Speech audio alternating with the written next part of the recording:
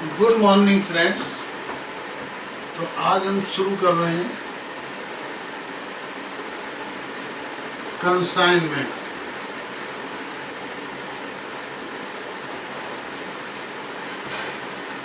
Consignment होता क्या है? आपने आजकल वेयर हाउसेज का नाम सुना होगा, वेयर हाउसिंग, स्टॉकिस्ट, ठीक है। इसका टेक्निकल नाम है कंसाइनमेंट। कंसाइनमेंट का कंसाइन का मतलब है बेसिकली टू सेल। सपोज ये जो आपकी फैक्ट्री है,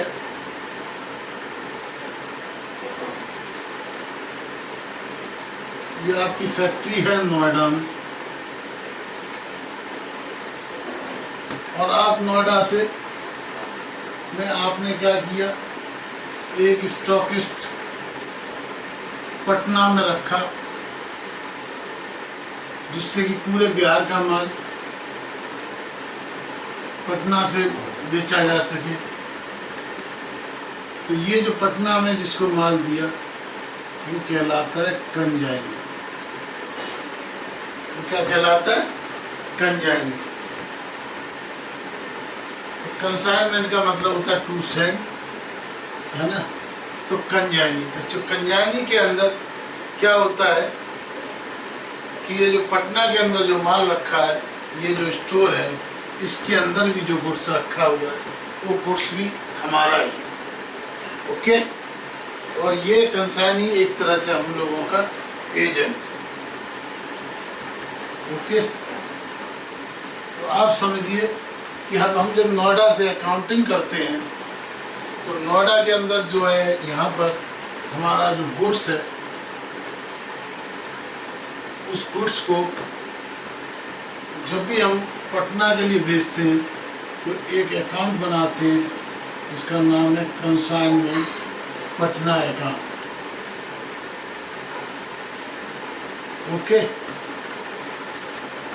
ये जो पटना का स्टोर हो गया पटना, और पटना के अंदर जो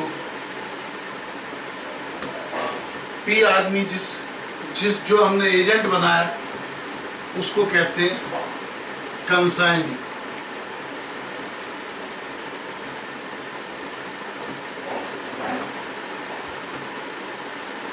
ओके।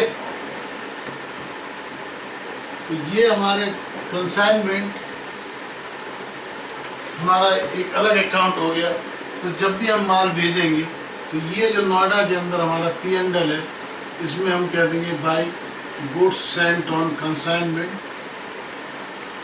जो भी मान लो 1 लाख रुपए का माल हमने क्या किया, तो हम लिखेंगे जो भी माल भी गुड्स सेल्ड और कंसाइनमेंट, यानी 1000 पीस हमने 100 रुपये के हिसाब के यहाँ भेजे, तो क्या करेंगे, कंसाइनमेंट अकाउंट।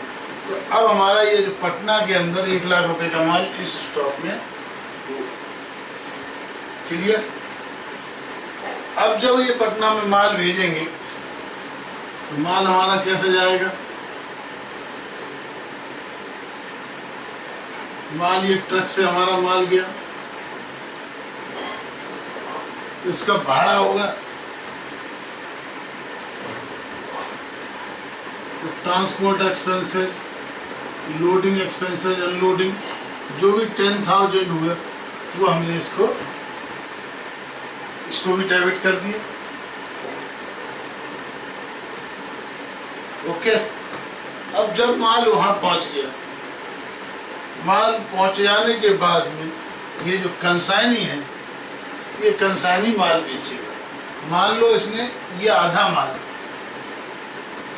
इसने 75,000 में आधा माल भेज दिया बाई सेल, या किसी को सेल किया। तो जो 75,000 सेल किया तो हम कंसाइन क्या करेंगे, इसका पैसा किसको जाएगा, कंसाइनी को। तो हम कहेंगे टू कंसाइनमेंट अकाउंट। ये 75,000 जो कंसाइनी है वहाँ पे उसके पास पैसा है, माल तो हमारा था, उसका जो पैसा है वो हमको आना चाहिए था, उसने रिसीव किया, तो इसलिए कंसाइनी को डेबिट कर देंगे। अब जब ये माल इस गोदाम से, ये तो यहाँ से ट्रक से पहुँच के इस गोदाम में पहुँच गया, इस गोदाम का मान लो कुछ किराया है, गोडाउन का रेंट 12,000 रुपये, ये कंसाइनी जेब से पे करता है, तो हम बाई कंसाइनमेंट कर देंगे 12,000 रुपये। उसके बाद में यदि वो ट्रांसपोर्ट का खर्चा करता है, ट्रांसपोर्ट या जिसको कहेंगे गुड्स आउटवार्ड, 5,000 रुपये, तो ये भी हम कंसाइनी को डेबिट कर दें, क्रेडिट कर देंगे 5,000। और भी कोई इंश्योरेंस या कोई भी एक्सपेंडिचर करता है तो हम कंसाइनी को क्रेडिट कर देंगे। समझ में आया? यस। अब ये फ्री में तो काम करेगा नहीं, 75,000 का मान लो 10% या 20% इसने कमीशन लिया, टू कमीशन, तो हम इसको कर देंगे by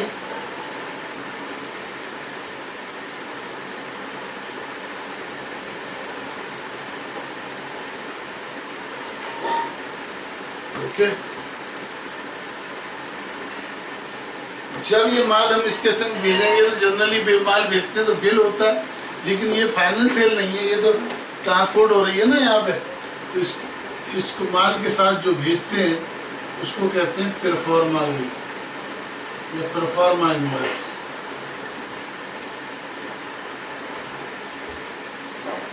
okay.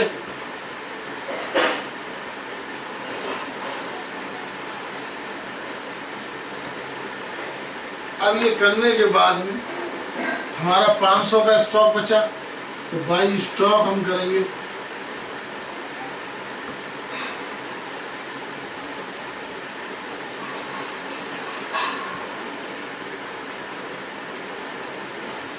By stock 50,000। Okay, गोदाम का रेंट 2,000 ही समझिए, हैं। अब इसका हम देखेंगे टोटल प्रॉफिट कितना आया, 1.25 लाख रुपए, तो टू प्रॉफिट ऑन कंसाइनमेंट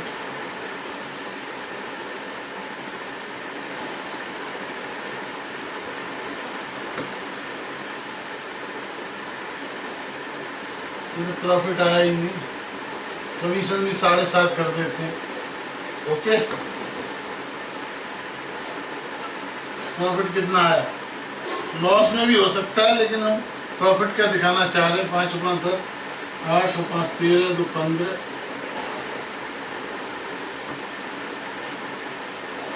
तो प्रॉफिट कितना हुआ, टोटल कंसाइनमेंट में 500 रुपये प्रॉफिट हुए।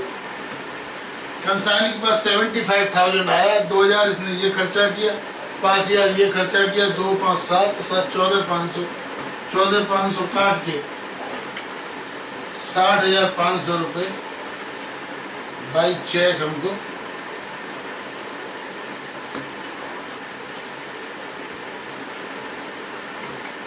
भेज देगा, इसको कहते हैं कंसाइनमेंट। ओके, तो कंसाइनमेंट के अंदर क्या होता है, ये बेसिकली स्टॉकिस्ट होता है। स्टॉकिस्ट के अंदर जो हम माल भेजते हैं उस माल को के साथ जो आइटम भेजते हैं उसको परफॉर्मा इनवॉइस कहते हैं। क्या कहते हैं, परफॉर्मा इनवॉइस। उस परफॉर्मा इनवॉइस के साथ माल जाता है, माल गोदाम में रखा जाता है, जितना बिकता है उसका पैसा कंसाइनी को मिलता है, तो हम एंट्री कर देते हैं कंसाइनी डेबिट टू कंसाइनी। जो एक्सपेंडिचर हमने किया ये डायरेक्ट एक्सपेंडिचर होता है, तो बेसिकली ये तो हमारा डायरेक्ट एक्सपेंडिचर है, तो ये जो हमारा बेसिकली पहुंचने खर्चा 1,10,000 है, तो हमें क्या करना चाहिए, स्टॉक की वैल्यू 55,000 करनी चाहिए, 1,10,000 का 50%। ओके, तो जब हम इस तरह कैलकुलेशन करेंगे तो हमारा प्रॉफिट बढ़ जाएगा कितना, अब हमारा प्रॉफिट हो गया 500, क्योंकि ये जो 10,000 है ये तो स्टॉक की कीमत में जो हमने किया वहाँ तक पहुँचने से पहले तक का जो भी खर्चा है वो डायरेक्ट एक्सपेंडिचर है, वो स्टॉक की कीमत में जुड़ेगा। तो इस कंसाइनमेंट में जो सबसे इम्पोर्टेंट थिंग है वो है वैल्यूएशन ऑफ स्टॉक।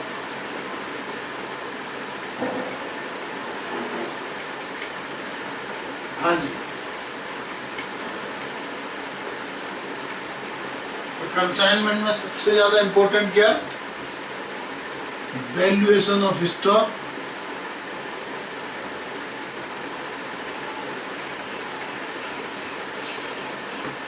ओके। तो आने वाली प्रॉब्लम्स में मेजर प्रॉब्लम इसके अंदर जो होगी वो होगी वैल्यूएशन ऑफ स्टॉक, ओके। क्योंकि it is a very simple example, क्योंकि आपको एक कंसाइनमेंट का केवल एक बेस समझाना था कि कंसाइनमेंट होता क्या है, कंसाइनमेंट में क्या अकाउंट खुलते हैं, तो कंसाइनमेंट के अंदर किस तरह अकाउंटिंग होती है, बेसिक कंसेप्ट क्या है कंसाइनमेंट का, ये आपको बताना है, ओके। ये आपको समझ में आया? यहाँ पर हम क्या है, इसी क्वेश्चन में अगर कोई इस तरह का आइटम होता कि ये जो है मान लो ऑयल होता कि जब हम 1000 पहुंचाते हैं, पहुंचते पहुंचते रास्ते में, तो अभी हमने जो स्टॉक निकाला वो कैसे निकाला, total expenditure 1 lakh plus 10,000 plus total quantity normal quantity into balance quantity, okay. अब क्वेश्चन क्या आता है, एबनॉर्मल वाली कंडीशन आती है। मान लो ये ऑयल होता और इस तरह का आइटम होता, पहुंचते पहुंचते ये 1000 की जगह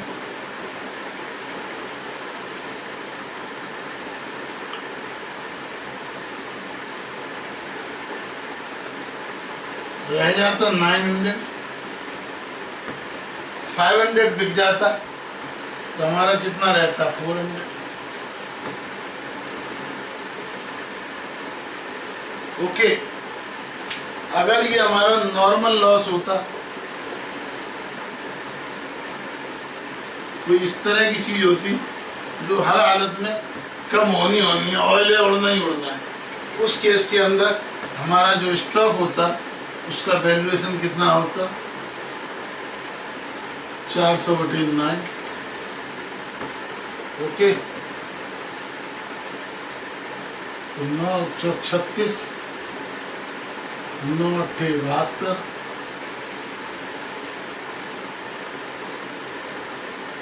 तो ये हमारा स्टॉक होता 48,888। तो हमको क्या समझना है, वैल्यूएशन ऑफ स्टॉक के अंदर this was a simple question, लेकिन अगर ये नॉर्मल लॉस की कंडीशन होती तब हमारा केस के अंदर क्या स्टॉक की वैल्यूएशन हम करते हैं इतना, उससे प्रॉफिट अलग हो जाता है। और अगर ये एबनॉर्मल लॉस होता, मान लो एबनॉर्मल लॉस होता कि एक्सीडेंट हो गया उसकी वजह से 100 चला गया, तो एबनॉर्मल लॉस के अंदर होता तो हम 1000 करके स्टॉक की वैल्यू लगाते 44,000, और एबनॉर्मल लॉस होता तो कोई प्रॉफिट में फर्क नहीं पड़ता। यहाँ पे हम लिखते स्टॉक 44,000 और by P&L account abnormal loss 11,000, क्योंकि यहाँ 400 का आती स्टॉक और एबनॉर्मल लॉस आता 100 यूनिट का 11,000, कुछ जल्दी जल्दी तो नहीं लगा सर, कुछ फास्ट तो लग रहा है। तो बेटा इसके अंदर जो दोबारा हम बताते हैं आपको कि जो कंसाइनमेंट के अंदर नॉर्मल प्रॉब्लम हमने आपको बताया, इसके अंदर एक प्रोड्यूसर होता है कंसाइनमेंट, जिसको कहते हैं कंजाइनर। कंजाइनर का कंसाइन का मतलब होता है टू सेंड, तो जो सेंडर होता है वो होता है कंजाइनर। कंजाइनर माल बेचता अपने स्टॉकिस्ट को, अपने कैरिंग एंड फॉरवर्डिंग एजेंट को, जिसको कहते हैं कंसाइन। यानी पटना के अंदर हमने एक बना दिया, एक जयपुर में बना दिया, एक कलकत्ता में बना दिया, हर जगह तो डायरेक्ट माल पहुंच नहीं सकता, तो हमने माल वहाँ रख दिया। वो माल कैसा है, हमारे ही व्याप पे, हमारे ही गोदाम है वहाँ, लेकिन एक हमारा एजेंट है जिस एजेंट को हम कंसाइनी के नाम से जानते हैं। वो कंसाइनी क्या है, वो हमारा माल बेच रहा है हमारे व्याप पर, उसका प्रॉफिट लॉस कुछ नहीं है, वो उसमें क्या है अपना कमीशन लेता है। ठीक है, तो इसलिए हम जो भी माल बेचते हैं कंसाइनी को डेबिट नहीं करते, हम किसको करते हैं, कंसाइनमेंट अकाउंट। ठीक है, हालांकि जब कंसाइनमेंट पे जो सेल होती है, सेल से जो पैसा मिलता है, सेल होते ही वो हम कंसाइनी को डेबिट करते हैं, क्योंकि वो सेल की लेना देना वो कंसाइनी की ही ड्यूटी है, तो हम कंसाइनी को डेबिट कर देते हैं। जो कंसाइनी अपनी जेब से खर्च करता है वो कंसाइनमेंट में डेबिट कर देते हैं और कंसाइनी को क्रेडिट कर देते हैं, बाद में कंसाइनी को प्रॉफिट देते हैं। ठीक है, तो जो माल देते हैं उसमें कोई यदि बैड डेट्स होता है तो बैड डेट्स भी एक खर्चे की तरह हम लोग क्या करते हैं, बैड डेट्स वो कंसाइनमेंट अकाउंट के अंदर ही बैड डेट्स डेबिट हो जाते हैं और कंसाइनी क्रेडिट हो जाता है। ओके, लेकिन एक सिस्टम होता है जिसको कहते हैं, एक कमीशन होता है जिस कमीशन को कहते हैं गैल क्रेडियर कमीशन। क्या कहते हैं, गैल क्रेडियर कमीशन।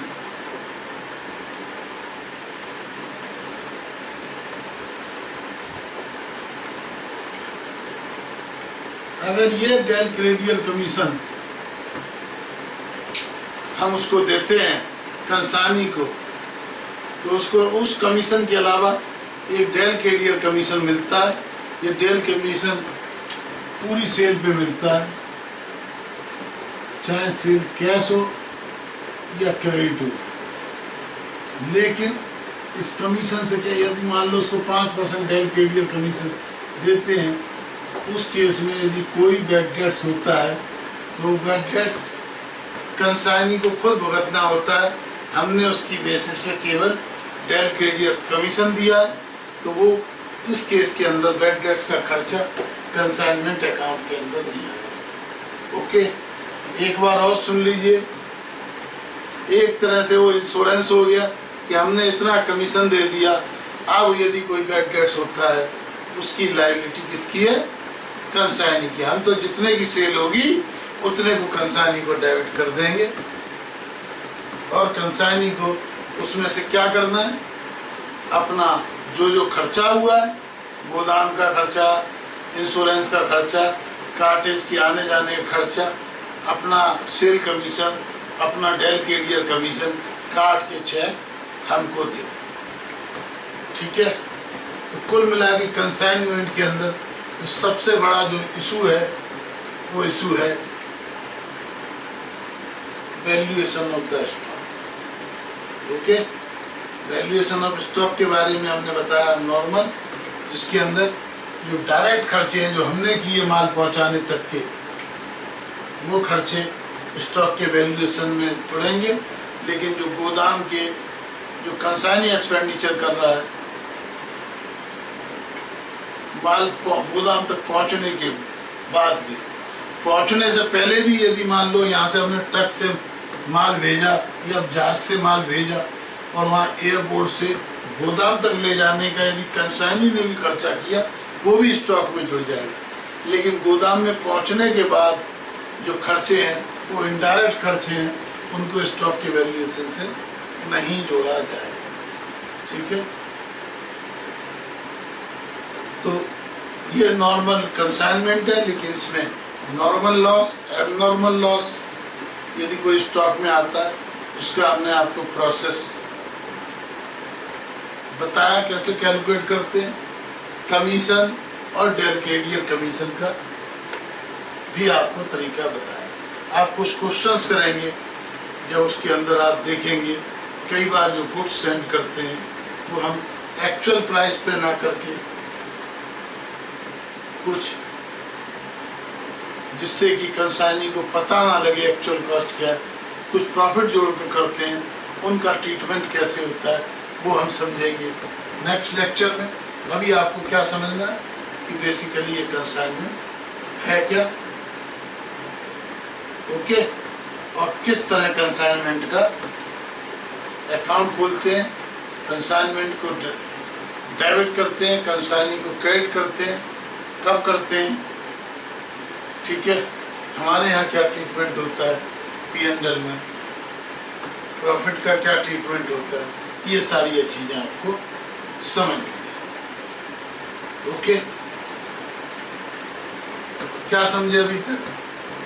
अभी तक समझे, जो आदमी, जो फैक्ट्री ऑनर जो माल बेचता है उसको कहते हैं कंसाइनर, जो हमारा एजेंट होता है उसको कहते हैं कंसाइनी, जो गुड्स भेजा जाता है उसको कंजाइन गुड्स कहते हैं, और उस पर जो एक्सपेंडिचर्स होते हैं गोदाम तक पहुंचने तक के, और जो सारे डायरेक्ट एक्सपेंसेस होते हैं, उन डायरेक्ट एक्सपेंसेस को स्टॉक के वैल्यूएशन में शामिल किया जाता है। ओके, स्टॉक के अंदर अगर नॉर्मल लॉस है, ओके, तो जितना डायरेक्ट कॉस्ट है उसको divided by actual quantity minus normal loss, जितनी क्वांटिटी होती है उससे निकाल के हम वैल्यूएशन करते हैं स्टॉक का।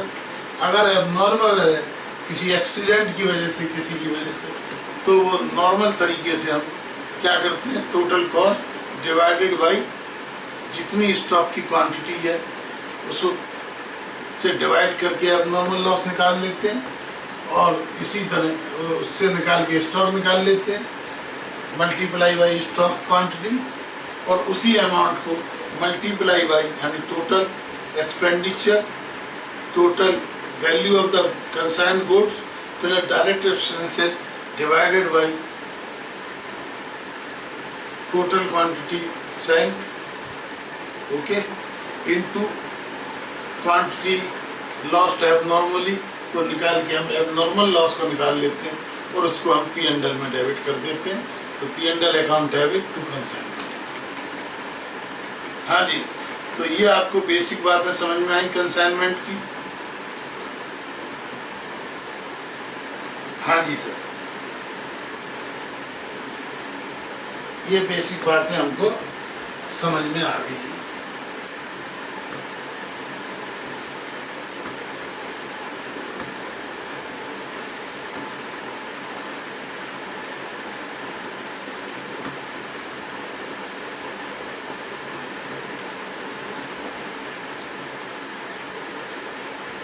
सर वो जो आप बता रहे थे वो अभी बता दीजिए। तो चलो अभी हम बता देते हैं। दूसरा भी आपको चीज है कंसाइनमेंट अकाउंट। दूसरी चीज क्या बताई कि हमने मान लो goods sent on consignment 1000 item 1000 रुपये बाद 100 रुपये वाले 1 लाख रुपए के भेजे। ओके, लेकिन हम चाहते हैं कॉस्ट पे 20% प्रॉफिट। तो कॉस्ट थी 1000, कि इस पे हम जो गुड सेंड करेंगे उसकी एंट्री 1,20,000 पे करेंगे। तो हम 1,20,000 करेंगे इधर, और बाई साथ की साथ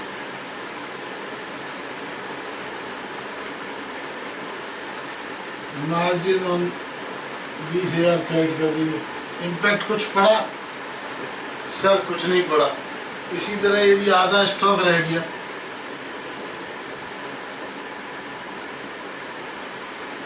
ठीक है, एक्सपेंडिचर कितने थे इस पे? 10,000 थे, तो आधा स्टॉक हम 65,000 रुपये का लिखेंगे। 1,20,000 प्लस 10,000 तो 500 का स्टॉक रह गया। ओके, तो 65,000 लिखेंगे। तो मार्जिन ऑन स्टॉक 55 की जगह तो 10,000 यहाँ लिख देंगे। फर्क कुछ भी नहीं होगा, केवल एंट्री डबल हो जाएगी। Okay, there is no difference, only thing एक साथ 20 की यहाँ एंट्री करेंगे, 20 की यहाँ एंट्री कर देंगे। इसी तरह स्टॉक में 65 दिखाएंगे 10, और इधर 10,000 की एंट्री कर देंगे। बात समझ में आई? हाँ जी, बात सारी समझ में आ रही है या नहीं? अगर हम जो एक्चुअल कॉस्ट है उसको बढ़ा के कंसाइनमेंट को दिखाना चाहते हैं, इसका पर्पज क्या होता है कि हम कुछ जो अपनी कॉस्ट है कुछ बढ़ा के बेचते हैं, जिससे कंसाइनी को एक्चुअल कॉस्ट पता ना लग सके, जिससे कंसाइनी को ये ना लगे कि कंसाइनर इतना ज़्यादा प्रॉफिट कमा रहा है और वो दूसरी पार्टियों से ट्राई करने लग जाए, या ज़्यादा कमीशन मांगने लग जाए, या उसका मन ग्रीडी हो जाए, या उसको लगने लगे। इस वजह से ये जो भी कंपनी पॉलिसी है, इसकी वजह से यदि हम इस तरह का कैलकुलेशन करते हैं। ओके, अब समस्या क्या आती है? कई बार यहाँ पे हमने बताया कुछ मैथमेटिकल समस्या है, मैथमेटिक्स ये है, हमने बताया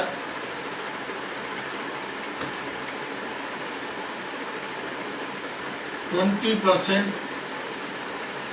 ऑन कॉस्ट। कॉस्ट का मतलब क्या है? 20% का मतलब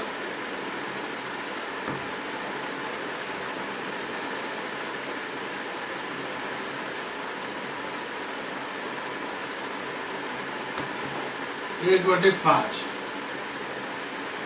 1 लाख का माल था,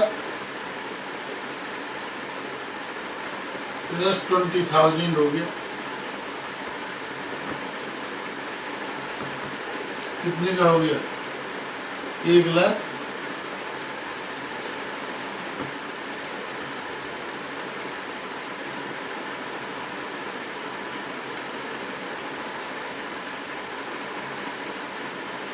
20,000।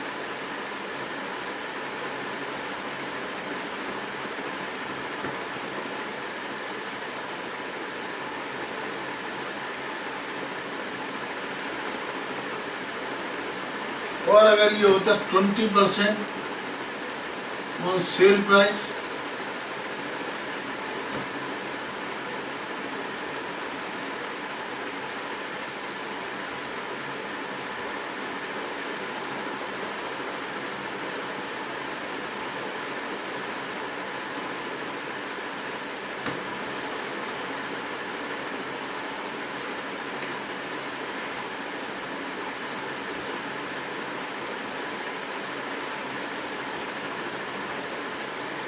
सौ प्लस 20 इक्वल टू 120 हो गया। और अगर हमें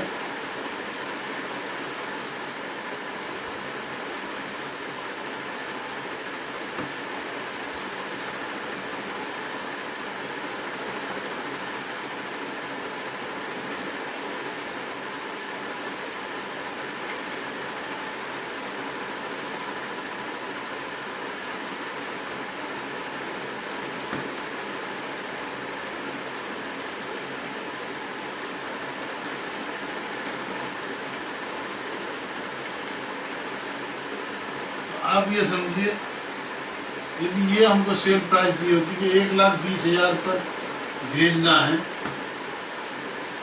ओके, विच इंक्लूड्स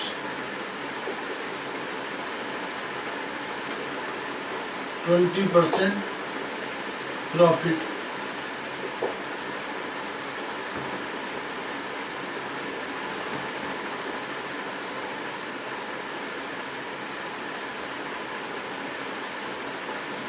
ठीक है सर, ये तो हमको पता है, ये तो मैथमेटिकल कैलकुलेशन हम करते हैं। ओके, आपने पहले भी मैथ में भी प्रोपोर्शन और रेशो में भी ये बताया हुआ है। तो हमको क्या करना है, प्रोपोर्शन और रेशो का इसके अंदर यूज करना है। Thank you very much.